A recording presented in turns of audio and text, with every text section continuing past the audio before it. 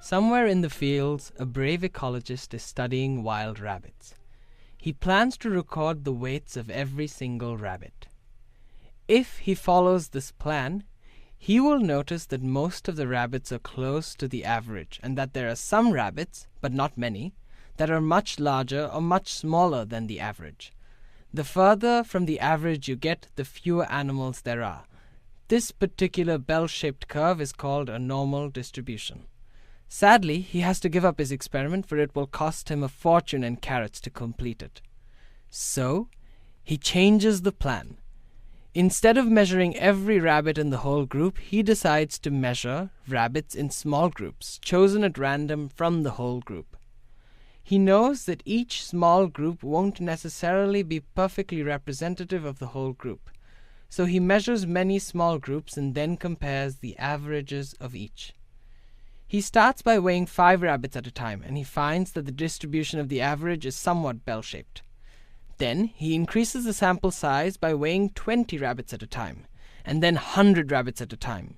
Surprisingly, as the sample size increases, the spread decreases.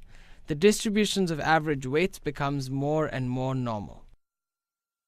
What our brave ecologist has just demonstrated is the central limit theorem.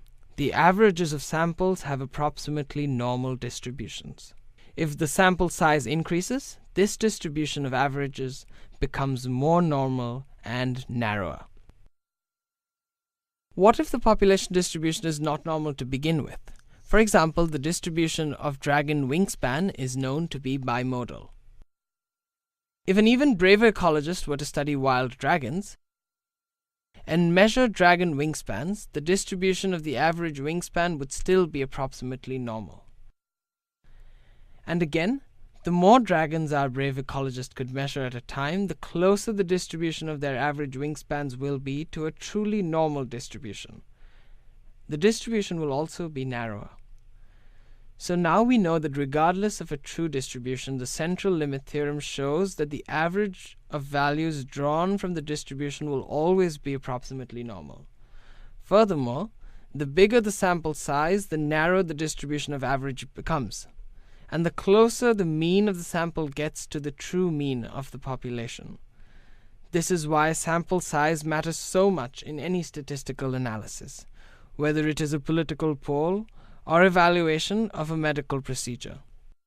There is something very special about the normal distribution. Not only do many things we measure in biology follow a normal distribution, but it also crops up when we look at estimates of variables, even when the variables themselves don't have a normal distribution, as we saw with dragon wings. Because of this, we can use the normal distribution to test ideas about the world even when the underlying variables don't follow a normal distribution. My name is Buthikrit Bhattacharya. This video was created by Shui Cho and brought to you by CreatureCast. Special thanks to Casey Dunn. For more stories, visit creaturecast.org.